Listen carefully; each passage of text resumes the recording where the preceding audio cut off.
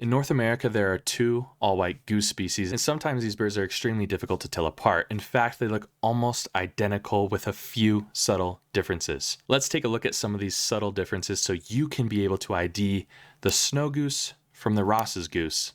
Let's dive in.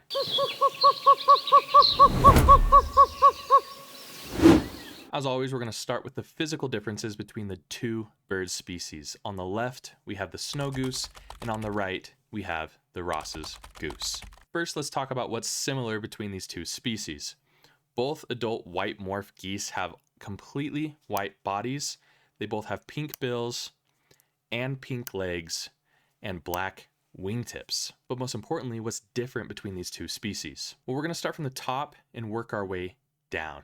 The snow goose has a much longer face and a much flatter head than the Ross's goose, and the Ross's goose, for that matter, has a much stubbier face and a much more rounded head. Snow geese have much longer bills as well, with a black line known as a grin patch on their beak, while the Ross's goose has a way stubbier bill and a much chunky, just looking face and neck and bill overall, and they typically completely lack that black grin patch. Ross's geese also tend to have a bluish grayish color to the base of their bills. Snow geese will stand taller than the Ross's goose, and they're much larger in size. A lot of time these birds are going to be found in the exact same flocks, so it should be pretty easy to tell the difference between the two species. But only if they're standing next to each other. If you see them individually in the field, it might be very difficult to tell which bird you are looking at without that reference point to go between. Snow geese are also much more likely to have that rusty color to their heads, and we'll talk about why that is in the behavior section, but Ross's geese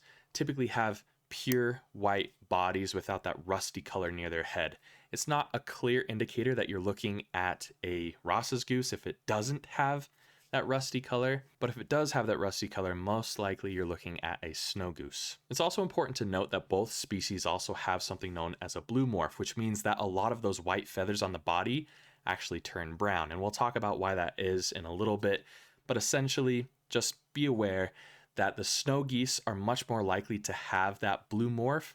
A blue morph looking Ross's goose is very rare, so most likely if you see that in the field, it's going to be a snow goose 9 times out of 10, but just know there is a possibility of a very rare Ross's goose with the same genetic morph. Structurally with these birds though, the differences remain the same. You're still going to have the same beak, stubbiness of the neck, etc. Now let's talk about the range of these birds. Ross's geese and snow geese both breed on the northern borders in the tundra of Canada. Ross's geese during migration and their wintering range will extend down into the United States and parts of Mexico, and it looks like a couple fingers extending down across the continent. Just be aware that Ross's geese are typically a lot more rarer than snow geese in most regions in the United States. If they are found in the United States in most areas, they're going to be the rarer of the two species. There are some exceptions, however, but we'll talk about that in just a little bit. Ross's geese typically are found in the middle of the United States, in the Midwest and the Western US, but they can be found kind of across the continent on rare occurrences as well. Snow geese have a very similar range to the Ross's goose, except that it's just a lot wider.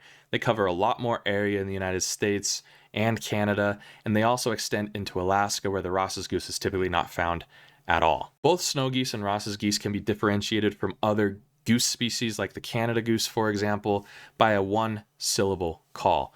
Almost every other goose species in North America has a 2-syllable call, but the Ross's and snow goose have a 1-syllable call. It is very difficult to tell these two birds' calls apart from one another. They sound very similar, but just as a baseline, the Ross's goose has a much higher pitched call than the snow goose, and it's a lot faster coming out. Typically, though, Ross's geese are a lot less vocal than the snow geese. Honestly, this is a pretty difficult way to tell the two birds apart, so you shouldn't really rely on the calls to differentiate the two species, but just be aware that if you don't see snow geese in a large flock of Canada geese, for example, and you're only hearing a 1-syllable call, likely there's a snow goose or possibly a Ross's goose hanging out in that flock somewhere. During the winter, both species will hang out in kind of these key wintering areas. In Utah, they're not really an overwinter species. They're more of a migrate through type of species, but we do tend to find them in the same spots year after year. Ross's geese, for example, have massive flocks just of pure Ross's geese in Central California. This is what I was talking about earlier. Most of the time, Ross's geese can be found mixed in with the snow geese. That's the case here in Utah. But in Central California, you can find entire flocks of Ross's geese in that central California overwintering area. Both species like to hang out in agricultural fields as a baseline, but they'll also hang out in coastal salt marshes as well. And of course, during the breeding season, they both join very large flocks in the tundra, these large colonies. Just a quick side note. If you see a white goose at your local park, double check its beak and leg color. I see quite frequently snow geese or Ross's geese being reported, especially at these local parks. And then when you go and try to find the species yourself, a lot of times they're actually domestic geese that people are reporting. Now, what's the difference between a snow geese and a white domestic goose? Well, those domestic geese actually have a very orange bill and orange legs. And they typically have a very fat rump. That's the main difference. If it has a pink bill and pink legs, that's the geese that we're looking for. Just as I mentioned before, blue morph Ross's geese are very rare, so just be aware that if you see one, you're very lucky. They're not super common compared to the blue morph snow goose. Honestly, like I mentioned before, one of the best tips for picking out a Ross's goose in a large flock of snow geese is to look for a pure white head. Obviously, as a baseline, this isn't the one thing you want to point to. Sometimes snow geese can be very clean, but this is due to snow geese digging for tubers in marshes, and that stains their heads that rusty orangish brown color. Ross's geese typically search for plants on the surface so they don't get dirty on their faces, and that's one way you can pick out a Ross's goose amongst a ton of snow geese. Because snow geese and Ross's geese flocks are so large, sometimes they'll strip the entire tundra of all vegetation, leaving a massive bare spot. And because of the size of these flocks, sometimes those bare vegetation spots can be seen all the way from space, which is pretty incredible to think about. Another important thing is that Ross's geese and snow geese can hybridize, which definitely complicates the ID conundrum that we have set before us. If you see a smaller looking snow goose, but it still has that black grin patch, most likely it's a lesser snow goose. I know it's incredibly annoying when there's a snow goose that's half the size of a regular snow goose, but it just turns out to be a lesser snow goose.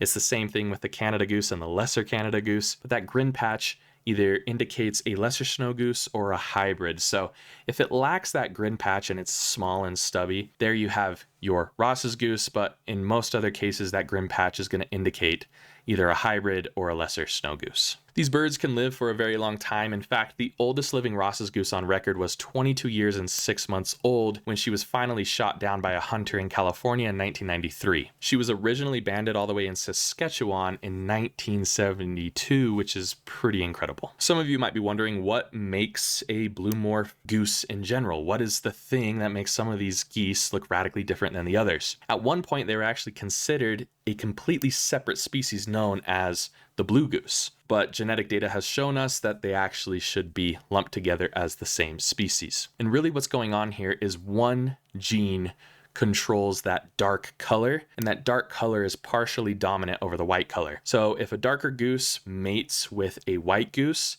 the offspring will most likely also be dark. But if a white goose mates with a white goose, you're never going to see that dark color. And if a dark goose mates with a dark goose, most of the time you're going to see that darker morph come through, but sometimes there's still going to be white geese in there as well. So very interesting lesson on genetics. But I think we've learned a whole bunch of cool stuff about these two species today. So let's have a quiz. I'm going to give you 5 questions. Feel free to pause the video if you need more time. And yeah, good luck.